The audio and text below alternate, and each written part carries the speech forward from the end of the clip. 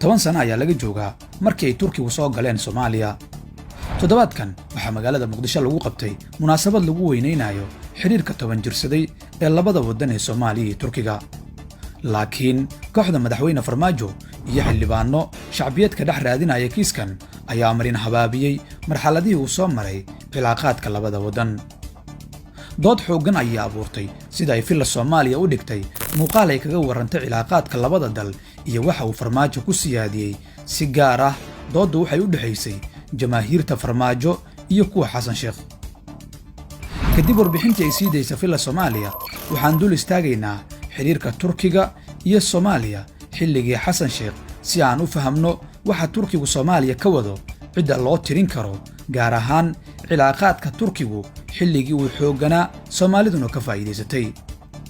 Turkigu waxay Soomaaliya u soo gurmadeen xilligii adkaa ee 2011 markaas oo dalka qaybo ka mid ay ku dhufteen abaaro daran. markaas labada dal wax siyaasad iyo wax wada qabsi ku saabsan kama wada hadal. Soomaaliya waxay ahayd dal ay dadkeedu macluul tiicayeen oo u baahnayd kaalmo degdeg ah. laakiin wixii ka dambeeyay doorashadii Xasan Sheekh ee 2012 boog cusub ayaa u furmay xiriirka labada dal. Xasan Sheekh oo la doortay Sebtembar 2012 wuxuu booqday Turkiga bishii November 2012. waa markii uu xafiiska joogay 60 cisho oo kaliya.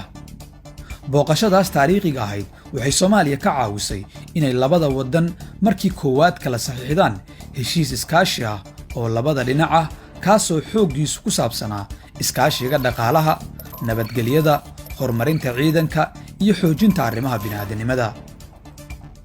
heshiiskii ugu horreeyey wuxuu ahaa dhismaha iyo dib u habaynta garoonka Aadan Cadde.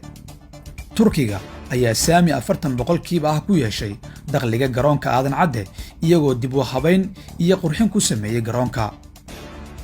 xilligii Xasan Sheekh waxaa sidoo kale Turkiga lagu wareejiyey maamulka dekedda magaalada Muqdisho, halkaas oo ay sidoo kale saami wadaag ka yihiin.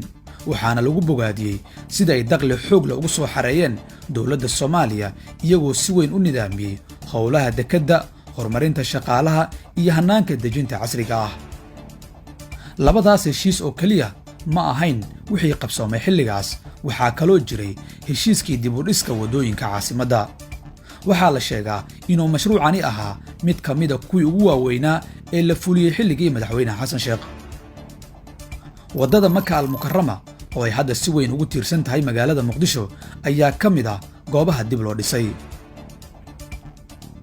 Xasan Sheekh waxa uu Turkiga weydiistay inay kabaan miisaaniyadda dowladda Soomaaliya.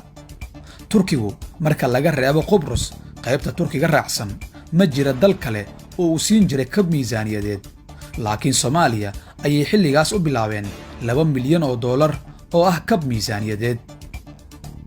dhismaha iyo hagidda 2 isbitaal oo waaweyn ayaa ka mid ahaa heshiisyadii ay gaareen Turkiga iyo Soomaaliya xilligii madaxweyne Xasan Sheekh, iyadoo Turkigu ay la wareegeen soona nooleeyeen isbitaalka Digfeer oo maanta ka mid ah kuwa ugu muhiimsan Soomaaliya.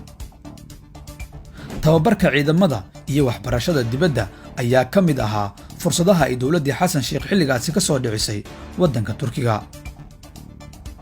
cilaaqaadka labada waddan sida uu u xoogaystay 4 sano ee Xasan Sheekh waa midii sababtay in Turkigu ay safaaradooda ugu weyn Afrika ka dhistaan Soomaaliya.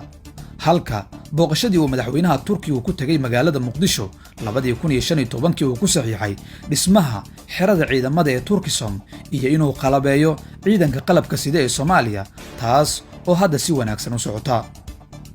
madaxweynaha Turkiga Recep Tayyip Erdogan ayaa booqday Soomaaliya xilligii Xasan Sheekh iyo xilligii Sheekh Shariif labadaba, laakiin ma uusan booqan intii uu Farmaajo madaxweynaha ka ahaa Soomaaliya.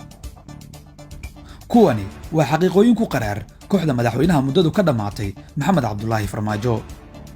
markaad intaan qaadato oo aad dhinac dhigto inta ay filla Soomaaliya sii daysa asbuucan, waxaad si fudud ku heli doontaa jawaabta ku saabsan xilligii uu hagaagsanaa cilaaqaadka Soomaaliya iyo Turkiga iyo weliba xilligii sida saxda ah looga faa'iidaystay garabsiinta Turkiga.